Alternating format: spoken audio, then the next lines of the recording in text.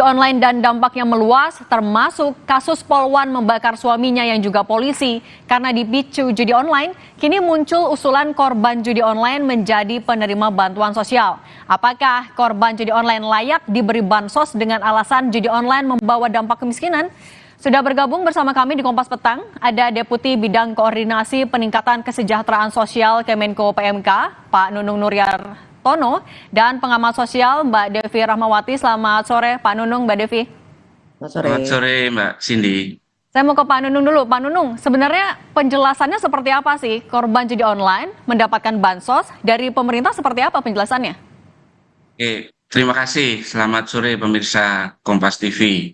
Yang pertama, kami harus menjelaskan terlebih dahulu berkaitan dengan bagaimana nanti Satgas, karena ini berkaitan ya. Jadi di dalam Satgas ini tentu kita bisa melihat yang pertama kaitannya dengan aspek pencegahan, di mana tadi Menkominfo sudah menjelaskan, karena ini harus menutup situs-situs yang berkaitan dengan judi online. Yang kedua tentu penindakan. Penangkapan, menindak para pelaku yang dalam hal ini dikoordinasikan oleh Menko Polhukam. Dan yang tidak kalah pentingnya yang ketiga, maka Menko PMK menjadi wakil dari pengarah dari Satgas, yaitu rehabilitasi. Nah, siapa korban ini? Perlu kita jelaskan bahwa kalau kita melihat pelaku dari judi online, misalnya dalam satu keluarga bapaknya, maka siapa yang dimaksud korban? Yang dimaksud korban adalah keluarga. Anaknya, istrinya. Nah, kalau bapaknya yang main judi online, ini jelas harus ditindak. Ya, jelas harus ditindak. Karena tentu tidak cukup, misalnya nanti dengan pengenaan pasal tipikor, gitu ya, tipiring, tindak pidana ringan, tapi juga harus bisa menimbulkan efek jerah. Nah, sementara keluarga, anak istri, ini kan juga harus dilindungi, diberi bantuan. Kalau memang keluarga tadi masuk dalam kategori miskin, maka dan memenuhi kriteria, miskin dan memenuhi kriteria, maka keluarga tersebut berhak untuk menerima. Hal ini juga sesuai dengan, kenapa? Kriterianya apa? Nah, jadi kan begini, kriterianya, saya merujuk dulu dari pasal 34 Undang-Undang Dasar 45 ya, bahwa fakir miskin dan anak terlantar itu dipelihara oleh negara. Konteksnya adalah kriterianya tentu kalau keluarga miskin, jadi tidak terkecuali siapapun. Kalau keluarga miskin termasuk keluarga yang tadi orang tua atau ayahnya itu main judi online, dia masuk dalam kategori miskin, maka itu harus diberikan bantuan. Oke, saya mau ke Mbak Devi. Mbak Devi, berbekal fakir miskin dipelihara negara, tapi Mbak Devi melihatnya tepatkah korban judi online dapat bansos sebenarnya?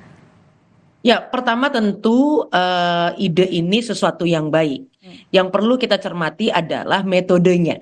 Artinya, sepakat bahwa memang korban dari pelaku judi online yaitu keluarga atau pasangan itu tetap mendapatkan perhatian.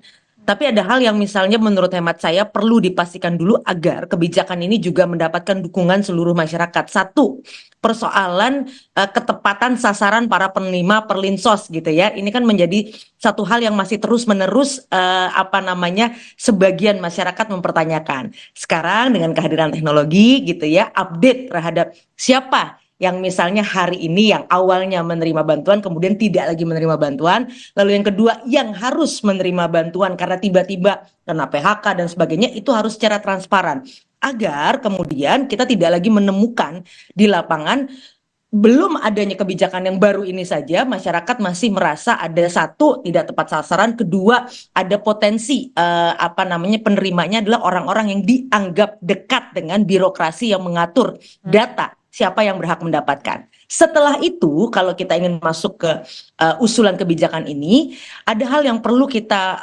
perhatikan bahwa para pengguna atau pelaku judi online ini sebenarnya mereka masih bisa jadi terkena kecanduan. Kalau sudah kecanduan, hal yang juga menurut hemat saya perlu diperhatikan negara adalah membantu mereka keluar dari kecanduan terlebih dahulu, terlepas dari aspek hukum yang memang mereka harus hadapi.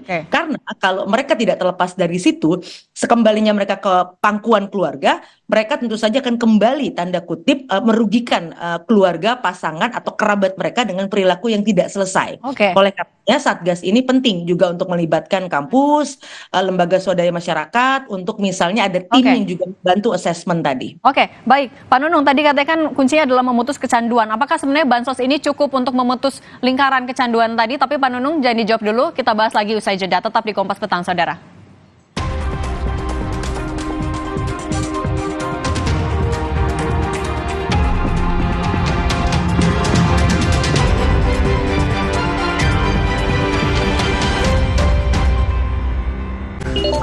Pastikan Kompas TV tetap di layar kaca Anda. Untuk wilayah-wilayah berikut, scan ulang TV digital Anda secara berkala. Dan dapatkan selalu berita serta informasi terpercaya di Kompas TV. Pastikan Kompas TV tetap di layar kaca Anda. Untuk wilayah-wilayah berikut, scan ulang TV digital Anda secara berkala. Dan dapatkan selalu berita serta informasi terpercaya di Kompas TV. Wow.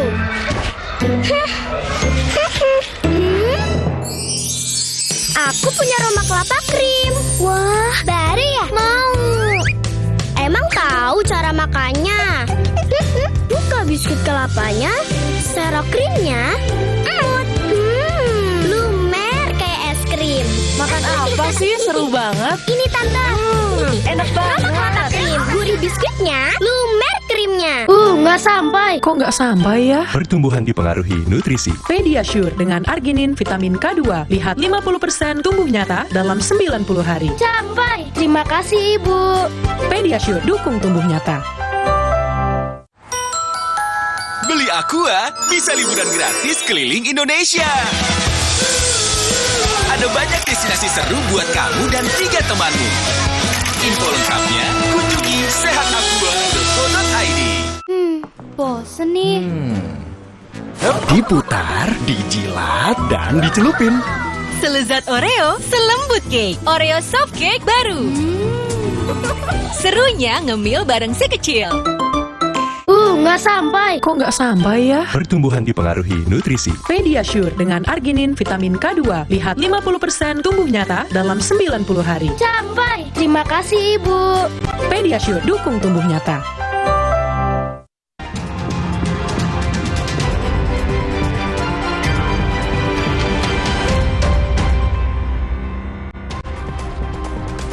Masih bersama kami, Deputi Bidang Koordinator Peningkatan Kesejahteraan Sosial Kemenko PMK, Pak Nunung Nuryartono, dan pengamat sosial Mbak Devi Rahmawati. Pak Nunung, tadi apakah bisa sebenarnya bansos ini memutus kecanduan ataupun juga ya lingkaran kemiskinan ini, Pak, terkait dengan judi online? Oke, jadi saya kembali lagi bahwa kalau penyakit masyarakat judi, ada yang luring, ada yang online dengan kecanggihan sekarang ini, maka komprehensif di dalam penanganan mulai dari penindakan, pencegahan, pendidikan, dan rehabilitasi. Nah, pertanyaannya tentu kembali bahwa apakah dengan bansos bisa memutus rantai kemiskinan? Nah, perlu kami tekankan, pemerintah saat ini juga sangat fokus untuk bisa mengurangi angka kemiskinan secara signifikan, termasuk di dalamnya kemiskinan ekstrim. Oleh karenanya, upaya untuk bisa memberikan bantuan sosial kepada kelompok masyarakat miskin ini betul-betul menjadi perhatian pemerintah. Nah, kalau kita lihat pelaku dari judi online yang tentu ini akan ada sanksi pidananya, maka kita melihat bahwa juga banyak mayoritas pada masyarakat lapisan bawah. Nah, tentunya dengan usaha untuk kita bisa memberikan bantalan kebutuhan ekonomi, harapannya masyarakat ini kemudian bisa tidak mengharapkan dari perjudian.